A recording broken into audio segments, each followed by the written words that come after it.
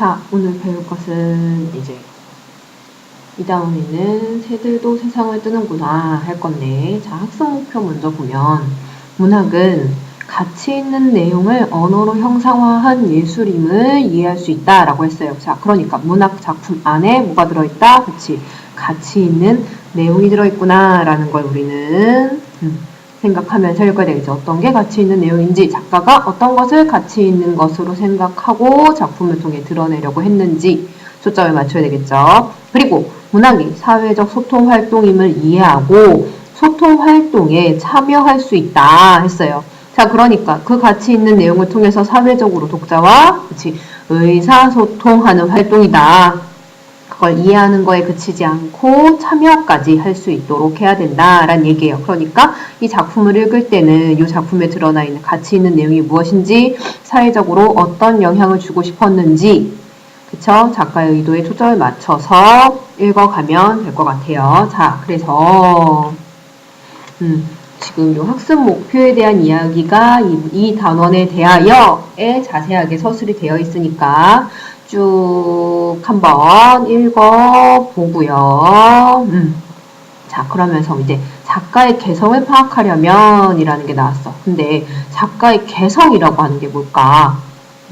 개성이라는 말, 단어 뜻은 알지만 작가의 개성이 작품 안에 어떻게 드러나는지를 찾아라 하면은 어려운 게 사실이죠. 자, 그러니까 여기서 잘 읽어보면 작가는 작품을 통해서 다른 작가와 구별된 자신만의 생각이나 가치관, 취향을 드러낸다 했으니까 이게 바로 이 사람의 뭐다? 개성이다. 또한 언어를 구사하는 방법이란 얘기는 어떤 말투를 쓰는지, 어떤 표현 방법을 사용하는지 같은 애들이 되겠죠? 그런 것들도 다 작가의 개성을 나타내는 방법이라고 볼 수가 있어요. 자, 그러니까 이 뒤에 보면 나와있죠? 작품에 드러난 작가의 생각, 가치관, 취향을 살펴보거나 작품의 표현에서 드러나는 언어구사의 방법 같은 걸 살펴보면 작가의 개성을 효과적으로 파악할 수가 있다. 자, 여기까지 오케이? 자, 그러면 자, 뒤에 넘어가서 봅시다. 자, 그래서 아까 학습 목표 두 번째 있었죠. 문학은 사회적 소통 활동이다. 그러니까 문학 작품을 우리가 읽고 그 내용을 수용하는 것은 다 어떤 거다? 사회적 소통 활동에 참여하는 것이다 라는 얘기가 이렇게 나와 있으면서 아까 작가의 개성을 파악하려면, 그쵸? 작가가 작품에 드러낸 그 표현 방법을 찾아야 된다 그랬지? 그 표현 방법들에는 이제 비유하는 방법이 있고, 그쵸? 그리고 문장에 변화를 주는 방법이 있고, 과장이 된다. 강조하기 위한 방법들이 있구나 라는 게 있어요. 그래서 이런 표현법들을 잘 이해하고 있는 것도 중요하지만 그 표현법들이 이제 작품 안에 어떻게 드러나는지를 같이 읽으면서 파악하면 되겠죠. 자, 그럼 이제 본격적으로 작품을 읽어보도록 합시다. 자, 이 작품은 새들도 세상을 뜨는구나 했잖아. 새들도 세상을 뜨는 거지. 새들마저도 세상을 뜬다는 의미잖아요. 그러면 세상이라고 하는 건 새들마저도 등을 돌리고 떠나는 곳이니까 부정적인 공간이로구나 라는 걸 짐작을 할 수 있지. 자, 그래서 작품 해제 읽어보면 자, 새들도 세상을 뜨는구나 라는 작품은 암울한 현실을 벗어나고 싶은 소망, 하지만 떠날 수 없는 좌절감, 그것을 1980년대 영화관의 모습을 통해서 나타내고 있대. 1980년대는 그치, 군사 독재 정권이라고 하는 부정적인 현실이었죠. 자, 그래서 여기 내용에 보면 이제 새가 나오고, 새는 자유롭게 날아다닐 수 있는 존재. 하지만 시적 화자인 사람들, 인간은 어때? 그 현실에 매여서 있을 수밖에 없는 존재. 그 현실을 살아갈 수밖에 없는 존재지. 그러니까 자유에 대한 소망, 하지만 좌절감. 그것을 새와 화자의 대비를 통해서 극명하게, 분명하게 나타내고 있대요. 자, 그게 어떻게 드러났는지 우리 시를 읽어보면서 보면 되겠죠. 자, 제일 처음에 어떻게 시작해요? 영화가 시작하기 전에 우리는 했어요. 우리는 나가 포함되어 있는 말이니까 이 우리라고 하는 게 바로 화자. 화자는 지금 어떤 상황? 그쵸. 영화관에서 영화를 관람하기 전 애국가를 경청 듣고 있죠. 자, 지금 화자는 이런 상황인 거야. 지금 영화관에 가서 애국가를 듣고 있는데 생각해봐. 지금 극장을 가본 적이 있겠지? 자, 극장을 가보면 애국가가 지금은 나오나? 안 나오지. 광고만 되게 많이 나오지. 영화 시작하기 전에 애국가가 나오진 않지. 자, 근데 애국가가 영화관에까지 나온다는 얘기는 일상생활 속에서 사람들한테 애국가, 애국을 그만큼 강조하고 있다는 얘기잖아. 그치? 그러니까 그 당시 아까 1980년대는 뭐라 그랬지?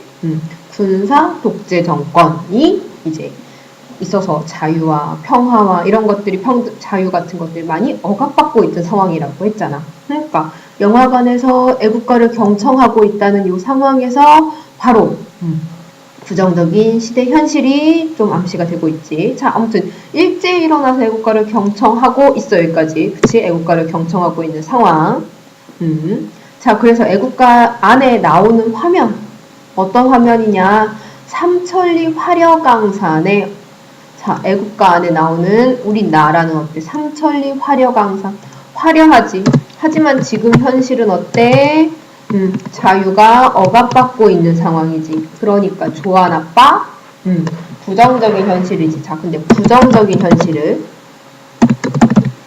어떻게? 삼천리 화려하다 라고 얘기했으니까 단어적으로 표현하고 있지요. 자, 을숙도에서 일정한 무리를 이루면서 갈대숲을 이룩하는 흰 새떼들이 했어. 자, 봐봐. 이 새떼들은 어떻게 하냐면 자기들끼리 끼룩거리고 낄낄거리면서 어떻게?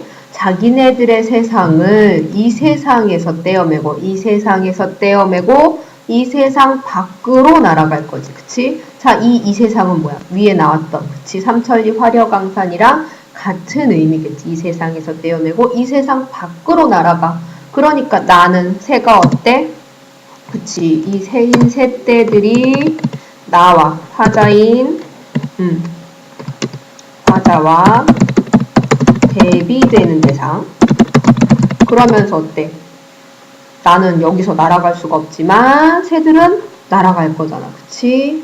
그러니까 그렇죠. 부러움의 대상. 자, 그래서 자기네들끼리 끼룩거리고 낄낄거리면서 어때? 2열, 3열 횡대로 자기네들의 세상을 이 세상에서 떼어매고 이 세상 밖으로 날아가고 있지. 그러니까 나는 어때? 부러운데 끼룩거리고 낄낄대고 있잖아. 끼룩거리고 낄낄대고 있다는 얘기는 지금 어떨 때 이렇게 웃어? 응? 자, 봐봐.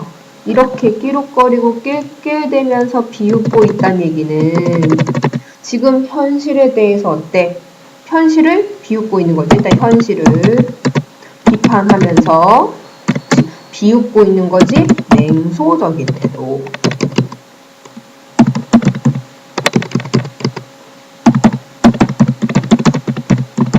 여기까지 오케이?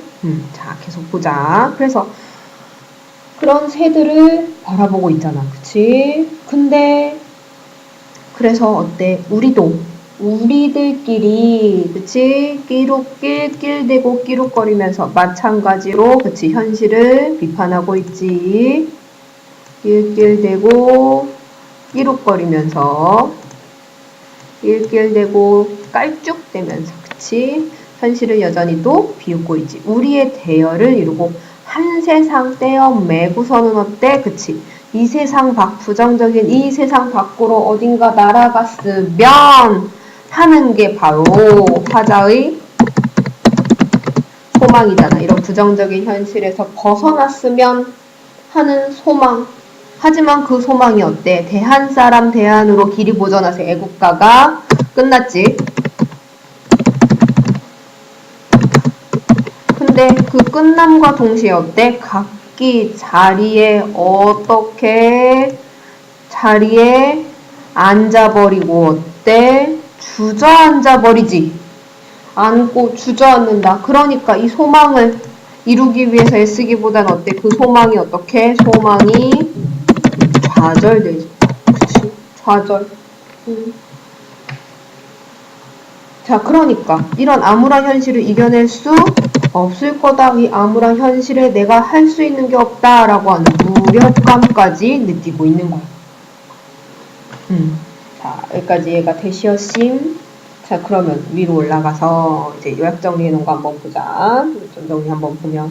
자, 이거는, 아이고, 너무 올라갔다. 보면, 비판 현실을 비판하고 풍자하고 있잖아. 그치? 그러면서 어때? 현실이 지금 부정적인 비판하고 풍자하면서 어때? 그 암울한 현실을 벗어나고 싶은 소망을 드러냈지만 마지막에 주저앉았잖아? 그 좌절감. 근데 이 좌절감을 강조하기 위해서 시인은 어떤 방법을 썼어? 그렇지. 새와 자유로운 존재인 새와 좌절할 수밖에 없는 시적 화자의 대비를 통해서 강조한 거지. 그치? 자, 그래서 처음에 애국가가 시작됐고 그걸 들으면서 그 화면에 나와 있는 걸 보고 그리고 애국가가 끝나고 주저앉아 버렸잖아. 그러니까 애국가가 나올 때 그러니까 시작할 때부터 시작해서 그 배경 화면에 따라 시상이 전개된다.